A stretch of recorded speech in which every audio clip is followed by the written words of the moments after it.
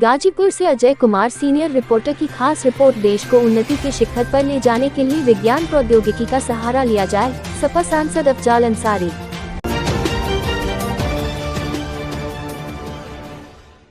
खबर गाजीपुर से है, जहां जिला पंचायत सभागार में संविधान जागरूकता अभियान के तहत गोष्ठी का आयोजन किया गया, जिसमें सपा सांसद अफजाल अंसारी के साथ साथ कई जनप्रतिनिधि शामिल रहे।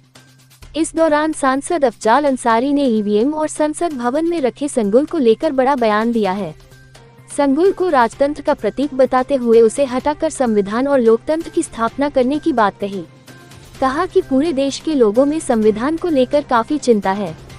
बाबा साहब भीमराव अंबेडकर ने संविधान में ईवीएम का उल्लेख नहीं किया था, सिर्फ मत देने का अधिकार बताया है। देश को उन्नति के शिखर पर ले जाने के लिए विज्ञान प्रौद्योगिकी का सहारा लिया जाए। बाबा साहब ने पढ़ने के लिए कहा है, घंटा बजाने के लिए नहीं। संविधान में बोल बम के लिए भी नहीं लिखा गया है। कहा कि निर्वाचन आयोग में निर्वाचन अधिकारियों की नियुक्ति निष्पक्ष होना चाहिए। इस आदेश को खंडित कर नया कानून बना दिया गया, जिसमें प्रधानमंत्री खुद और मंत्री परिषद का मंत्री और एक विपक्ष का नेता शामिल किया। राजधन तानाशाही का प्रतीक है और संविधान लोकतंत्र का प्रतीक है। उन्होंने बताया कि लहसुन 400 रुपए किलो के पार है और बेरोजगारों की सवाल पर कोई सवाल मत पूछना। कहा कि सर्वोच्च न्यायालय ने कहा है कि पावर एंजॉय कर रहे हो तो ऐसा आदेश पारित कर देंगे कि पूरा जीवन बर्बाद हो जाएगा। इस कमेंट पर शर्म से हम होते तो छत से कूद जाते। अजमेर शरीफ पर डाली गई याचिका को लेकर कहा कि देश में भारत खोदो अभियान चल रहा है। महाराष्ट्र के सवाल पर कहा कि एकनाथ शिंदे को बुखार हो गया है, इसका मतलब क्या है? जब एकनाथ शिंदे को बुखार आ जाएगा तो सरकार कैसे बनेगी? यही बुखार पार्लियामेंट में भी आ चुका है। इस वक्त का बिल कहां चला गया पता कीजिए।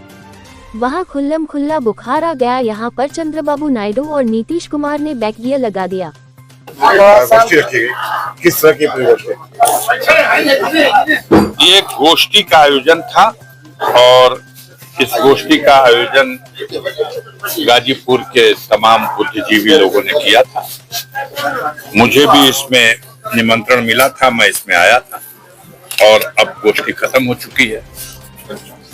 सर, अभी जैसे गोष्ठी में संविधान को से डरने इस तरह की जो बातें आ रही थी, उसका मकसद क्या बोलते हैं? देखिए, हमारे देश में इस वक्त तो आपने देखा कि संविधान दिवस मनाया भी गया, सड़कों पर भी परेड हुई। दोनों सदन, लोकसभा राज्यसभा का ज्वाइंट सेशन हुआ 26 तारीख को और देश की राष्ट्रपति महामहिम स्वयं उसमें उपस्थित हुई।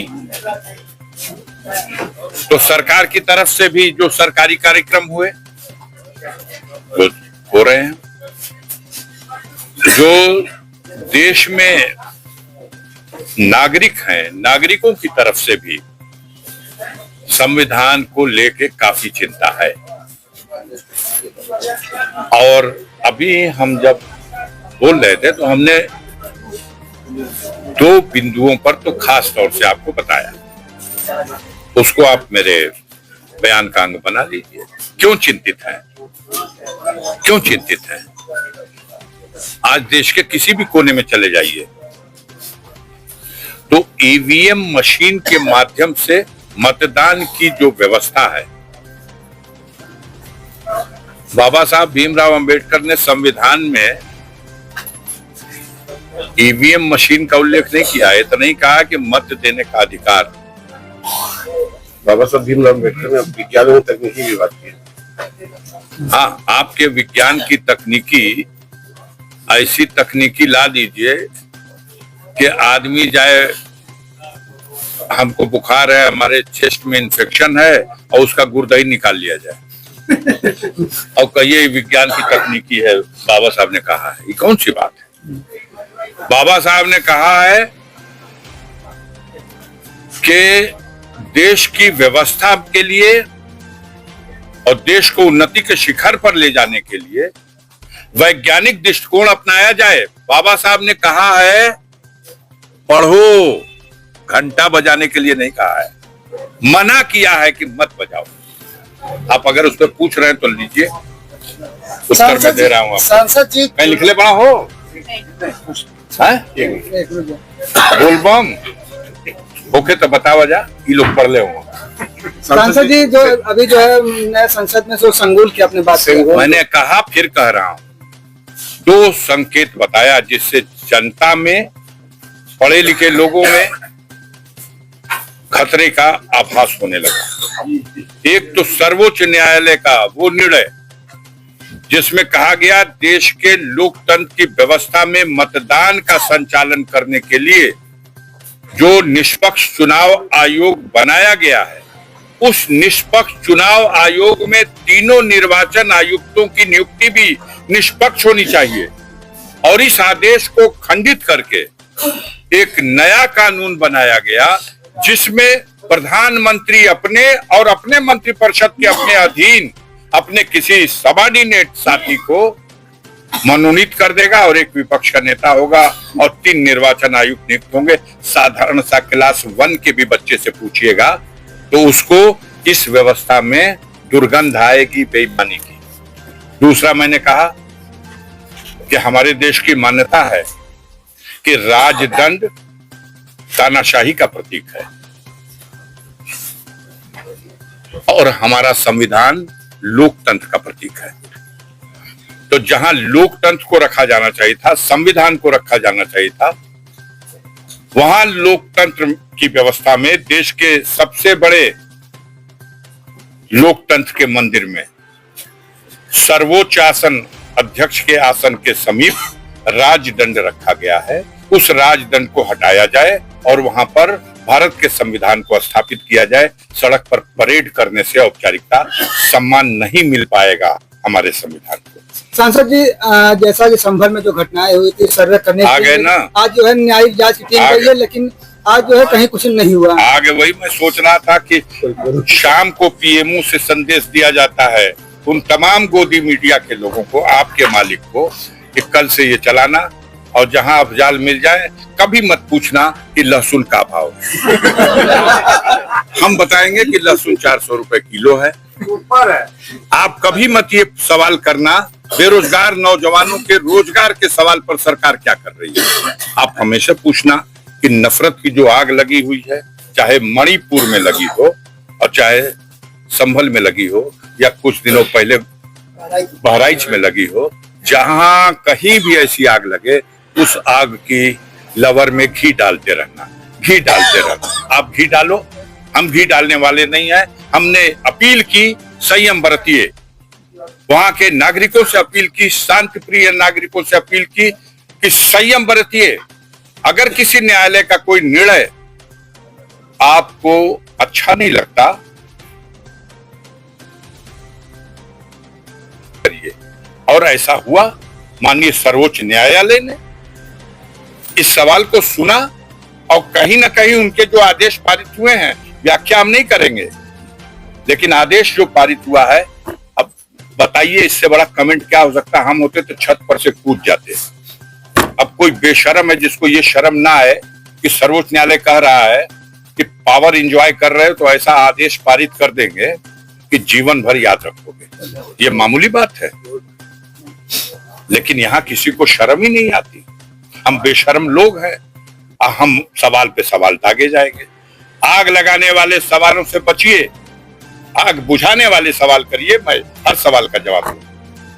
सर अंतिम सवाल है कि जो अजमेर शरीफ की बात कही, जबकि इस कानून में सब ये कहा गया 1947 के बाद। आपसे एक नाम पूछना चाहते हैं, रवीश कुमार का नाम आपने सुना है? रवीश कुमार परसों से कंधे पर एक फावड़ा लेकर के निकल गया है। हमने देखा कहाँ जा रहा भाई, ये किसान हो गए क्या? तो उन्होंने वो फावड़ा कंधे पर रखा और कहा भारत खोदो अभियान की शुरुआत करने जा रहा है।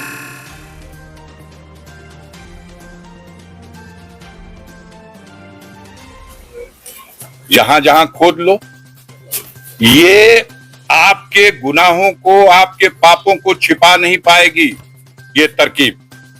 जनता जग चुकी है और जनता उस ईवीएम मशीन की बेईमानी को समझ चुकी है और इस देश में वो क्रांति होगी, वो आंदोलन होगा, वो जन आंदोलन होगा, कि ये बेईमानी की मशीन हटाई जाएगी और जनता अपनी इच्छा के अनुसार देश को चलाने वालों को, देश में जोड़ने वालों को फिर से सत्ता में लाएगी और नफरत को हटाएगी।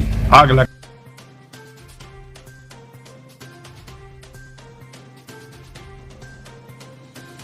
पाल नहीं अब किया। और होगी आगे। जब से जगे तभी से सवेरा। अभी महाराष्ट्र में जो हुआ, अभी उत्तर प्रदेश में जो हुआ, इससे तो हमारे नेता माननीय अखिलेश यादव जी ने तो जवाब में आप जैसे किसी पत्रकार के कह दिया कि जिस दिन हम 80 में 80 लोकसभा जीत जाएंगे तब भी हम ईवीएम को हटाने की बात करेंगे और बैलेट पेपर से जिस व्यवस्था पर, जिस सिस्टम पर जनता का विश्वास न हो, उस सिस्टम को हटा देना चाहिए। सिंगुल सांसद जी संप्रभुता का सिद्धांत है। हाँ, क्या सरकार संप्रभु हो गई है? आप व्याख्या दीजिए। हम तो ये कह रहे हैं कि सिंगुल हमेशा से, जब वो अस्तित्व में आए तब राजतंत्र था, तो वो राजतंत्र का दंड विधान की व्यवस्था में वो प्रतीक था कि डंडा देख ल जाए, यही सोटा से मार के व्यवस्था चलाई।